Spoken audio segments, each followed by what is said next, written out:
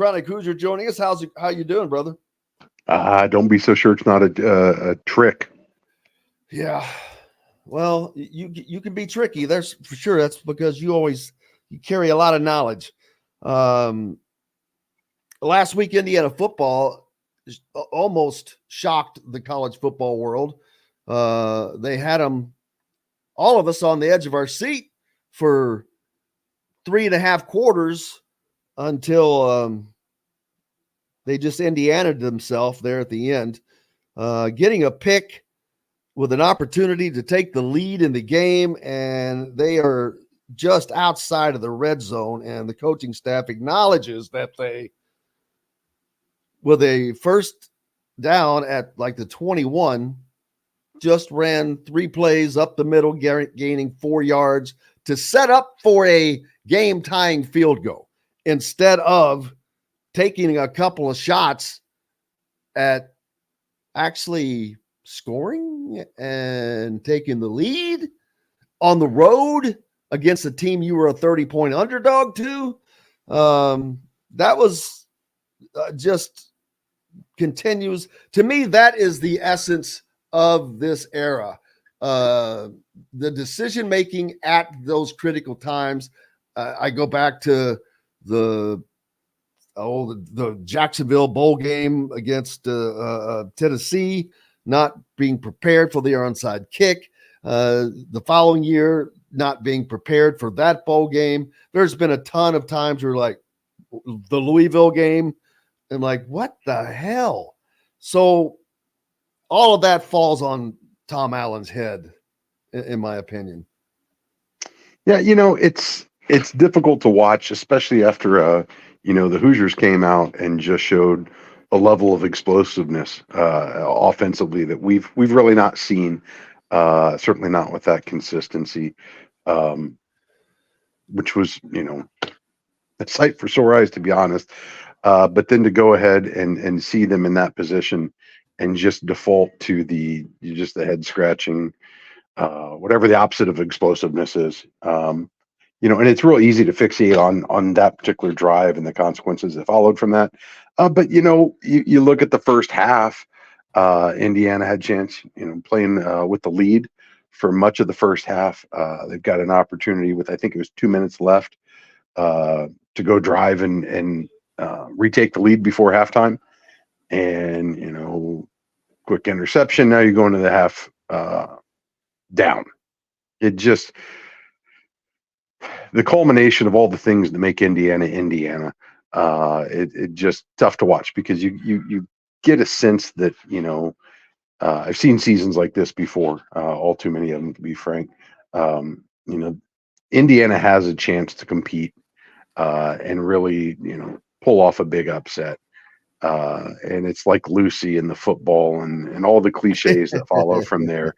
It just is. And it wouldn't be, a meme or a cliche if it wasn't so rooted in truth that everybody can connect to. And just really unfortunate. Feel bad for the guys, because they certainly had a chance to get a big and honestly a much needed win. But that wasn't the case. And it's not horseshoes, it's not hand grenades. Close doesn't count. And here we are, and we'll see if they can't hopefully take some encouragement into this Wisconsin game, because I know a lot of fans are kind of throwing their hands up in the air, frustration. I get it. Been there, lived it my whole life. Bowl eligibility is still in the cards, believe it or not, at least for one more week. And for whatever has happened inside that locker room and in those position group meetings, that was able to bring out, the level of football that we saw last Saturday.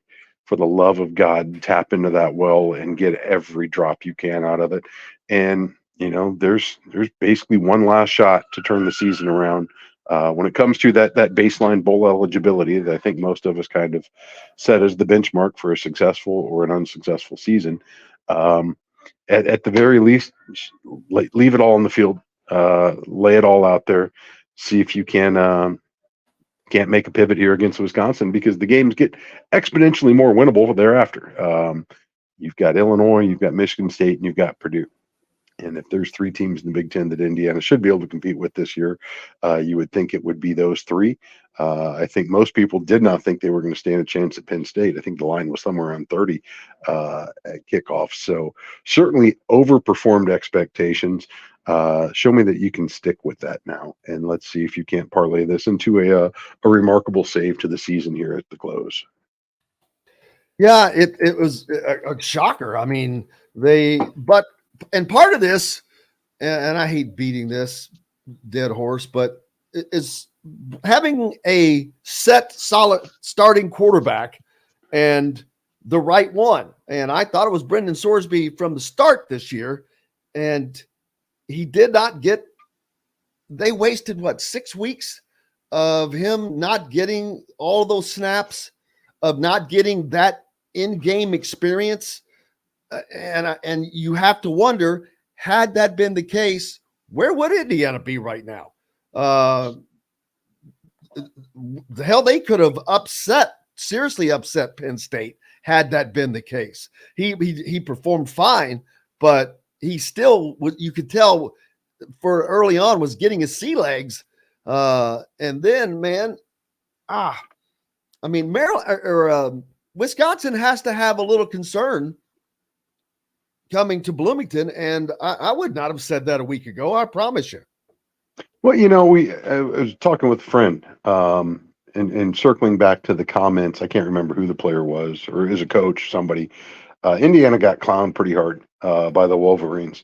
There was a comment, basically they treated it like practice, like a scrimmage almost. They didn't take Indiana very seriously. And you heard that from a player, and I think another coach had talked about his concern for the triple option, basically saying I think they spent maybe 5 minutes on it, if that. But the likelihood of Indiana getting overlooked by some of the top tier competition in the league, that's probably out the window at this point now. Games like Penn State, you get the sense that Wisconsin's probably going to have their team pretty locked in when they're going over film, avoiding that pothole, if you will, in the schedule, because they've got a lot to play for still yet too.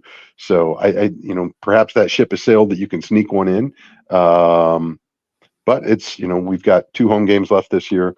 There's probably still going to be some leaves on the trees for those that are out. I think the weather's going to be about as nice on Saturday as it will all week here, as our corner of the wood starts to turn a little bit frosty. So if you're going to get a crowd behind this team one last chance this year, it'd be a great opportunity to, like I said, still salvage the season and make something out of this, and find yourselves eligible for a bowl.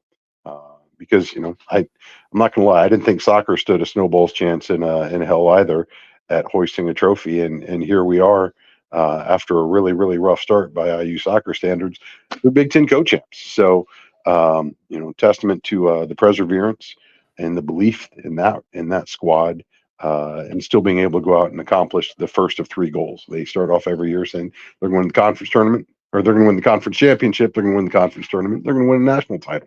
That's just what they play for. That's why you come to IU. And in face of all the struggles they had, they found a way to make it happen. And that's still in the cards for Indiana here.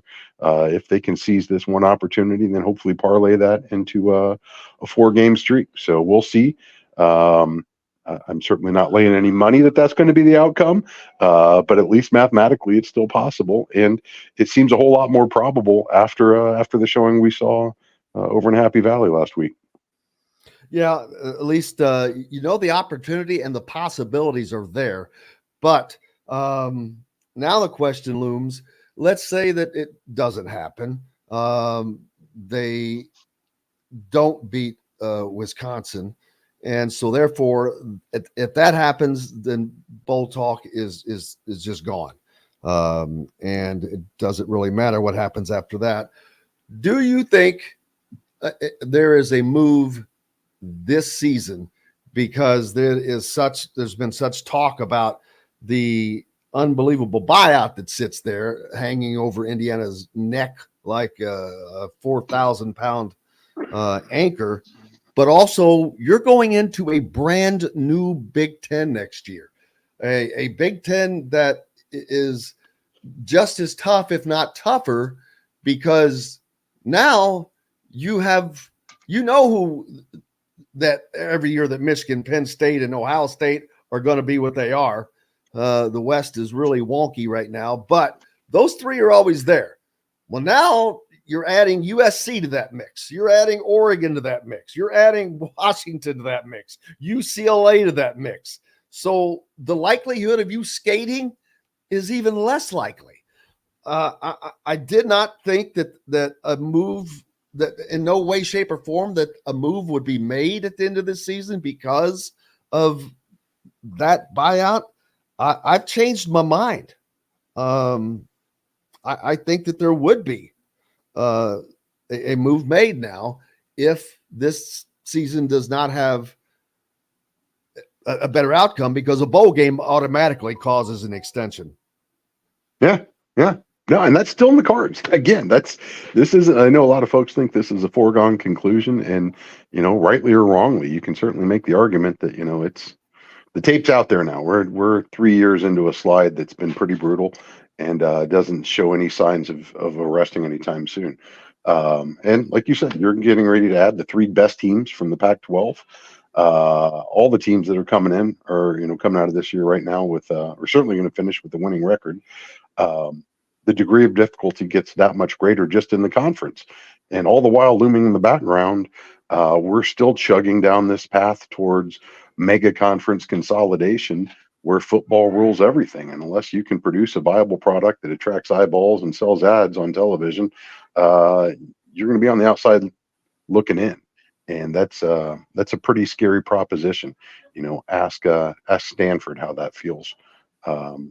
And so on and so on. That said, though, I have no idea what the appetite is in the booster class for making this happen. As we talked about last week, it wasn't really a question as to whether or not they should do it in basketball, because that's a program that takes itself very seriously and hasn't been afraid to hold itself up to its failed expectations, and continuing, at least from a resource standpoint, to invest commensurate with what they feel they should be achieving. So recognizing, though, that as you look across the entire athletics campus, so much of what you see today and so much of the changes that have taken place in the last 15 years are due almost exclusively to the revenues generated by Big Ten Network and the television contracts that have followed.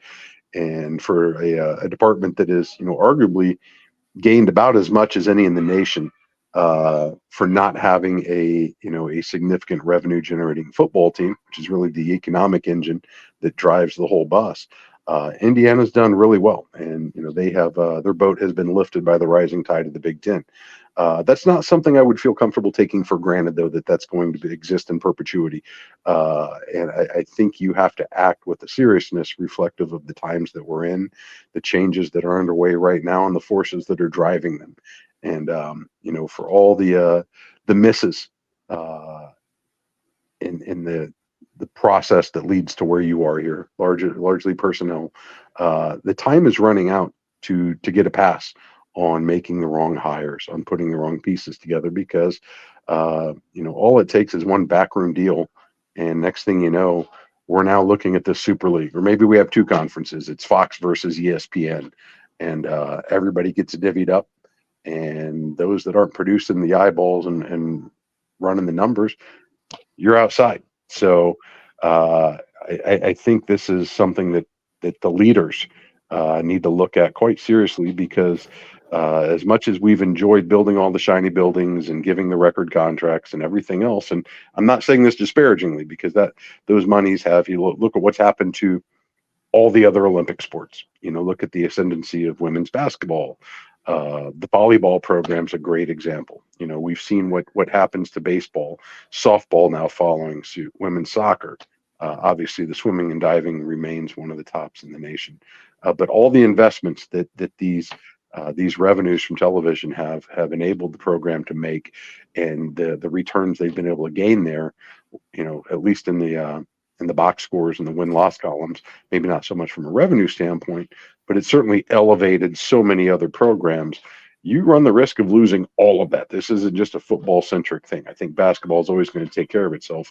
But when you look at the rest of the landscape on campus, that's also in the balance here too. Because quite honestly, if you go from Big Ten revenue share to anything, another rung or two down, and it's a starkly different world for everybody on 17th. So I think they're going to need to act with some urgency one way or another.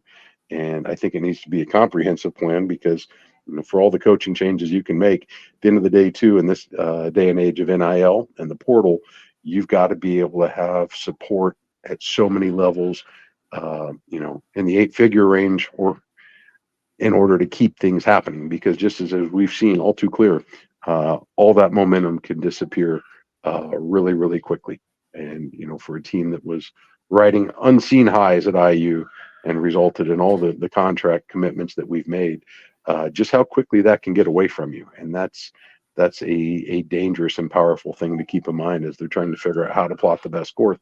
Because as we're debating 20 million versus 10 or 8 or 12 or any of that, we're really talking about hundreds of $1,000,000 over a relatively short life cycle here in this day and age of college athletics. So I think having the pragmatism to recognize what's going on, what's causing it, and how you can influence the course forward, it's certainly a critical juncture for the leadership as they try to sort out these next moves.